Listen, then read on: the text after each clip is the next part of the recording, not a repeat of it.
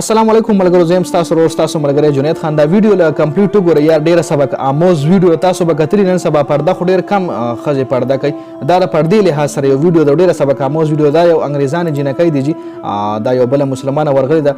دا تاسو وګورئ، دا څنګه ښکاري. اوس دا جینۍ تاسو له ښکاري، دا بې پردې ده، مطلب دې نقاب نشته دی او انګریزه ده، مطلب غیر مسلمه. دا څه کسان ورغلي دي له حجاب تړي، دي له پرده ولا ښایي. نو دا پرده کې څنګه ښکاري او بغیر پردې څنګه ښکاري، تاسو دا ویډیو لږ وګورئ.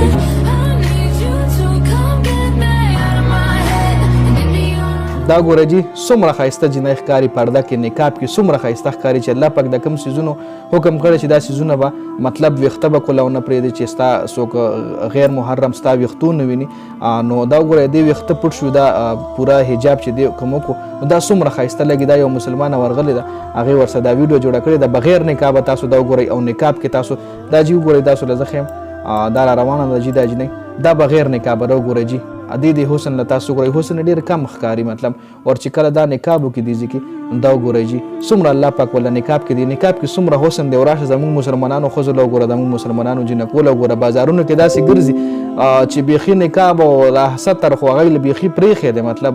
نو ډېر زیات د افسوس مقام دی. زه صرف دې ویډیو کې هغه رونو ته، هغه پلارانو له دا میسج ورکوم چې په خپلو لوریانو باندې، په خپلو خویانو باندې پلیز دغه شروع کوي، دا ستر پې شروع کوي. بازارونو کې اکثر داسې خلک مخې له به راشي، ته به څه وایې چې زه په انګلینډ کې روان یم جي، او روان به ته یو لوکل بازار کې، د کلي بازار کې به روان یې، او بعضې ټایم کې به داسې سین درله مخې له راشي، ته به وایې زه انګلینډ کې روان یم. نو غصه هم ډېره ورشي او دې سره بېحیایي پیلاویږي، دې سره د نظرونو نور هم بېحیایي پیلاویږي. مطلب خامخا هلکان ګوري یا په لاره هر قسم خلک مارکیټ له ځي. نو چې یو جینۍ نقاب نه کړي، یو جینۍ داسې ډریسنګ کړي چې هغه نور خلک ځان له اټریکټ کوي، نو دې ډېره سخته ګناه هم ده. ما له اوس دې باره کې پوره علم نشته دی چې دې باره کې څه سزا ده، مطلب الله پاک دې باره کې څه فرمایي، دا علم نشته. خو ګناه انتهایی ډېره سخته ده. الله پاک په دې ځمکه چې څوک بېحیایي پیلاوي که نه، نو د هغه دپاره ډېره سخته ګناه ده. ډېر سخت ګناه څه کوي، ډېر سخت غذاب دی د هغوی دپاره په آخرت کې چې څوک په ځمکه باندې بېحیایي پیلاوي. نن سبا تاسو وګورئ دا ښځې څومره ډېره بېحیایي پیلاوي په دې مارکیټونو کې، په دې بازارونو کې. تاسو وګورئ، نو تاسو یو ټایم کې زه خپل هم حیران شم چې آیا زه په انګلینډ کې روان یم یار، که سی صاحب دی داسې سین مخې له راشي یار.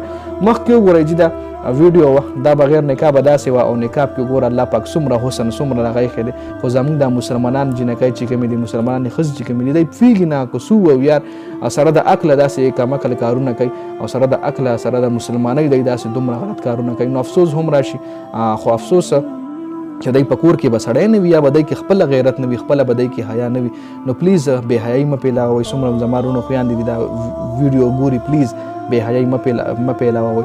او دې سره د خلکو سوچونه، د خلکو نظرونه هم خرابېږي. نو کوشش کوئ پلیز چې داسې ډریسنګ کوئ چې کور نه بهر وځئ، مارکیټ له ځئ، سودا له ځئ، چېرته هم ځئ، نو ښه مکمل ځان پټوئ. داسې غلط ډریسنګ مه کوئ چې بس ښه پوهېږئ تاسو هم زما مقصد سره د ویډیو.